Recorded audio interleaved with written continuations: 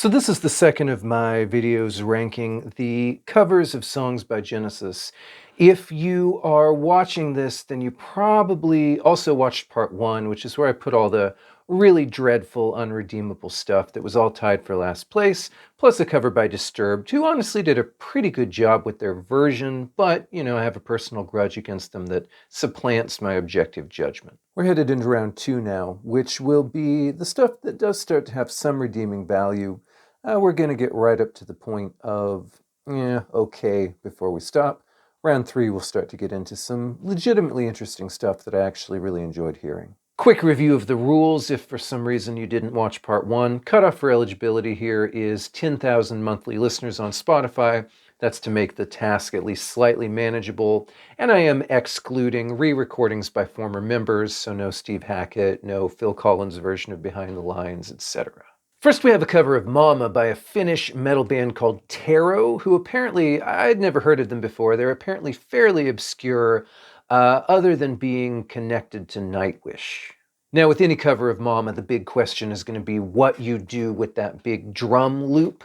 In this case, they've replaced it with a more kind of standardized drum machine. Basically just sounds like an old Casio. They've combined that with spooky synthesizers to create an instrumental backing that kind of sounds like the musical equivalent of a haunted house that your dad made in the garage for the neighborhood kids. I can see you, Mama, but I can hardly wait. The laughing section is quite odd, though. He makes it sound almost more like a cough.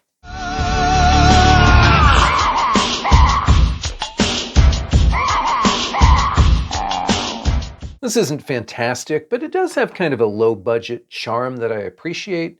It feels cheap in a way that nothing really does in modern music, and that gives it kind of a nostalgic charm, and it definitely has character. Next is No Son of Mine, covered by a power metal called Sirius Black. I had never heard of them before. I don't know if their name is meant to be a Harry Potter reference that's been slightly disguised, turned into a pun as a way of avoiding a lawsuit, or, if that's just coincidental. It's fine, I guess. It's a respectful cover.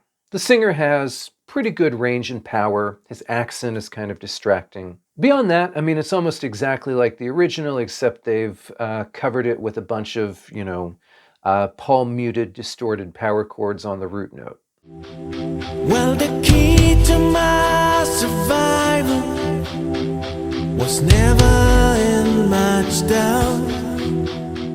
It's pleasant enough. I don't know if I'd ever want to hear it again. Continuing our string of good enough metal covers of the pop hits, next up is Jesus He Knows Me, covered by the band Ghost. Now, Ghost are a little bit like a modern Kiss in the sense that they've combined a really elaborate visual aesthetic, lots of costumes and makeup and background mythology, with underwhelming, broadly commercial music to make basically, a cult group for people who don't actually like weird music. I remember this getting a little bit of attention when it came out because of the video in which a corrupt preacher engages in all sorts of R-rated hijinks around sex and drugs.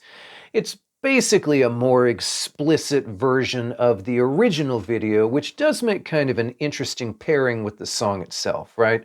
R-rated cover of the video, heavy metal cover of the song. I'm putting this a little bit higher than the last two because the arrangement and tempo of the original lend themselves a little bit better to being arranged on distorted guitars. You see the face on the TV screen coming at you every Sunday. That element feels, more integrated here, less like something that's kind of been stacked on the original in the way that Sirius Black song did. That being said, though, this cover does ultimately feel more like a delivery mechanism for the video than an interesting artistic statement in its own right. We get to the end of the competent but undistinguished metal covers of the 80s pop hits with the Brazilian power metal band Angra, maybe Angra, I don't know for sure how that's pronounced, but they're doing Mama. I'm not incredibly familiar with these guys. My understanding is that they're known for incorporating Brazilian folk music into Iron Maiden-y sort of power metal. In their cover of Mama, they have replaced the famous drum loop with what sounds like Brazilian tribal style percussion, which is a really clever way of resolving the big arrangement question for any cover of this song, and also something that, in the process of answering that, incorporates some of what makes them distinct as a band.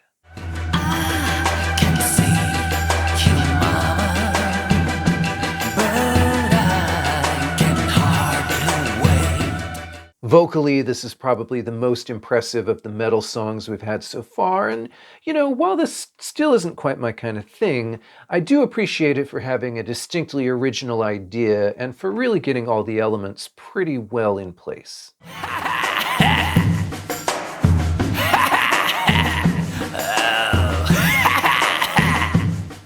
All right, so we still have quite a few tracks to go, but we are through the realm of, what you might call decent metal covers. And so this seems like a good stopping point for part 2. I'm making this decision during the edit, so this little bit here has been recorded a bit later, so ignore any contradiction of what I'm saying here relative to the beginning of the video. Thanks for listening, and I'll see everybody in a week.